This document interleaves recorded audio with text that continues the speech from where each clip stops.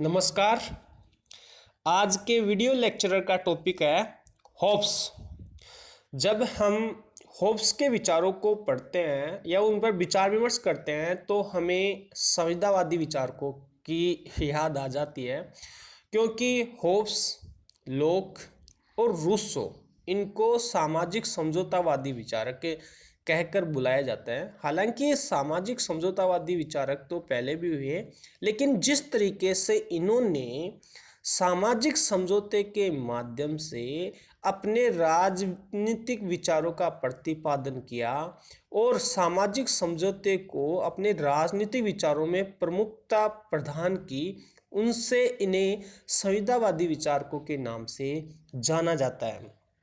हम होब्स के राजनीतिक विचारों पर विचार विमर्श करने से पहले होब्स के सामान्य परिचय पर प्रकाश डालेंगे और यह समझने का प्रयास करेंगे कि होब्स का जीवन परिचय क्या है, होब्स की रचनाएं कौन कौन सी हैं, होब्स के चिंतन पर कौन कौन सी परिस्थितियों ने प्रभाव डाला है और होब्स ने अपने अध्ययन में कौन सी अध्ययन पद्धति अपनाई है। इन सब बिंदुओं का वर्णन विश्लेषण करने के बाद में हम देखेंगे कि होब्स के राजनीतिक विचार कौन कौन से हैं। इस प्रकार सबसे पहले हम होब्स के जीवन परिचय के बारे में अध्ययन करते हैं। तो होब्स का जन्म 1588 में मेम्सबरी के पास वेस्टपोर्ट में हुआ था। उसके पिता वेस्टपोर्ट के पादरी थे। होब्स बचपन से ही विलक्षण प्रतिभा का धनी था और जब 1608 ईस्वी में जब उसकी आयु 20 वर्ष की थी तो वह इंग्लैंड के एक कैवेंडिश वंश के परिवार में शिक्षक नियुक्त हुआ था और इस प्रकार उन्होंने यानी होब्स ने सन 1610 ईस्वी में अपने शिष्य के साथ यूरोप की पहली यात्रा की, जहां उसने वहाँ के विद्वानों से, दार्शनिकों से संपर्क में आया। और इस प्रकार हम देखते हैं कि होब्स जो कि बाद में जाके बहुत बड़ा सामाजिक समझौतावादी विचारक बना और उसका जो देहांत है वो सन 1679 ईस्वी में 51 वर्ष की आयु में हो गया। इस प्रकार ये होब्स का संक्षेप में उसका जीवन परिचय है। अब हम देखते हैं होब्स की रचनाएं। होब्स ने अनेक पुस्तकें लिखी, लेकिन जो हमारे सिलेबस में जो उसके प्रमुख राजनीतिक विचार हैं उनसे संबंधित जो पुस्तक है वो है लेवियाथन। हालांकि उन्होंने जैसे डायलॉग्स ऑन सिविल वार्स भी लिखी, डी सीवे भी लिखी, डी कॉर्पोरे भी लिखी, एलिमेंट्स ऑफ लॉ भी लिखी, डी होमिने भी उन्हीं की रचना है। लेकिन जो मुख्य पुस्तक है जिसके कारण होब्स को प्रसिद्धि मिली है वो है लेवियाथन। लेवियाथन पुस्तक में होब्स के सर्वोत्तम जो राजनीतिक विचार हैं उनका परिचय मिलता है।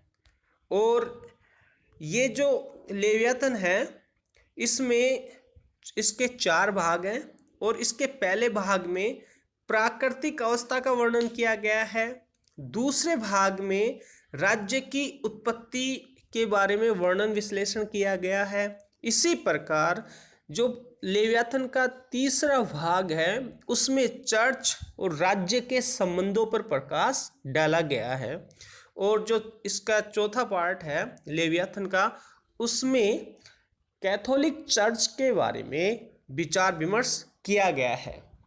अब ये जो लेवियाथन है ये एक समुद्री राक्षस का नाम है जो कि विशालकाय है और इसके माध्यम से यानी लेवियाथन के माध्यम से होब्स सामाजिक समझौते द्वारा उत्पन्न संपूर्ण प्रभुसत्ता का वर्णन विश्लेषण करता है। यानी जो सामाजिक समझौते के द्वारा जो प्रभुसत्ता उत्पन्न हुई उसके स्वरूप को समझाने के लिए उसने लेवियाथन नामक समुद्री राक्षस का विश्लेषण किया है या उसको अपने पुस्तक के मुख पृष्ठ पर छापा है।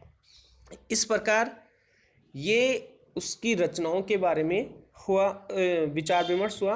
अब हम देखते हैं होब्स के जो अध्ययन पर है, उसके चिंतन पर है, किन किन परिस्थितियों ने प्रभाव डाला। तो होब्स का चिंतन अनेक परिस्थितियों में विकसित हुआ, उसके चिंतन पर अनेक परिस्थितियों ने प्रभाव डाला। जैसे उस समय जब होब्स युवावस्था में था तो विज्ञान का विकास हो रहा था और विज्ञान के विकास में गैलीलियो के जो गति के नियम थे उनसे होब्स अत्यधिक प्रभावित हुआ।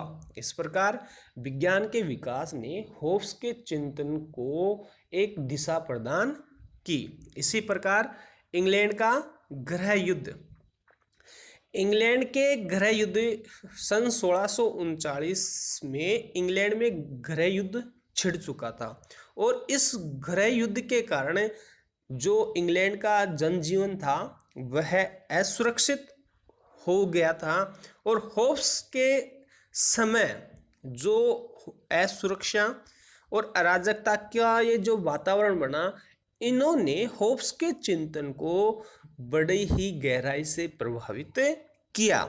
इस प्रकार जो तीसरा बिंदु था जो होब्स के चिंतन को प्रभावित किया वो है यात्राएं और संपर्क।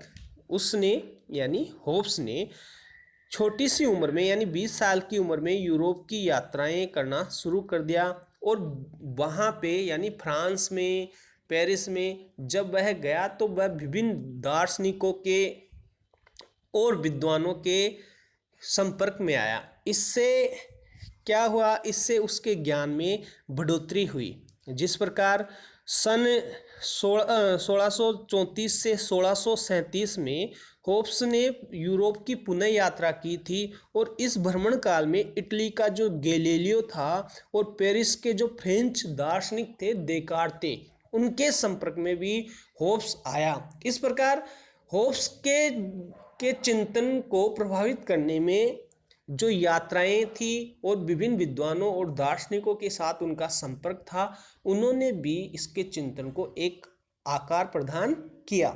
इस प्रकार हम देखते हैं होब्स की जो चिंतन पर अनेक कारकों ने प्रभावित किया।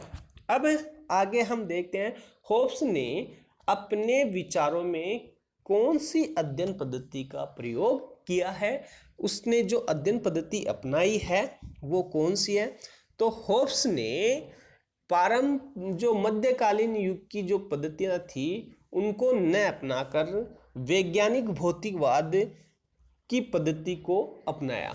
चूँकि होब्स गणित का विद्वान था, गणितज्ञ था, इसलिए उसने गणितज्ञ शैली को ही अपनाया और इसी आधार पर यह सिद्ध करने का प्रयास किया कि जो समाज की निपट अराजकता है उसको दूर करने के लिए एक महाशासक का होना जरूरी है।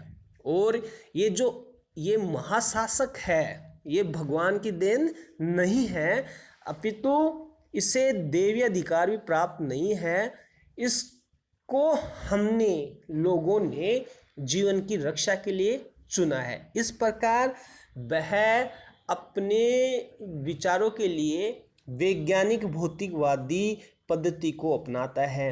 जैसे वैज्ञानिक का अर्थ तो होता है व्याख्या करना, कार्य कारण में संबंध खोजना, व्यवस्था और निष्कर्ष निकालने की प्रवृत्ति।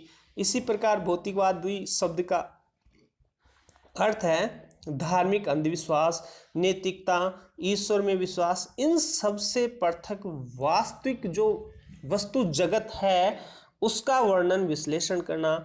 इस प्रकार होब्स ने संपूर्ण प्रणाली यानी उसकी जो संपूर्ण अध्ययन प्रणाली है संसार के 3 भाग प्रकृति, पदार्थ, मनुष्य एवं राज्य की व्याख्या भौतिक सिद्धांत के आधार पर करता है। वह यानी होब्स भौतिक वातावरण को बहुत महत्व देता है। इसी आधार पर होब्स के चिंतन में वैज्ञानिक भौतिकवादी राजनीतिक चिंतन प्रणाली अपनाई।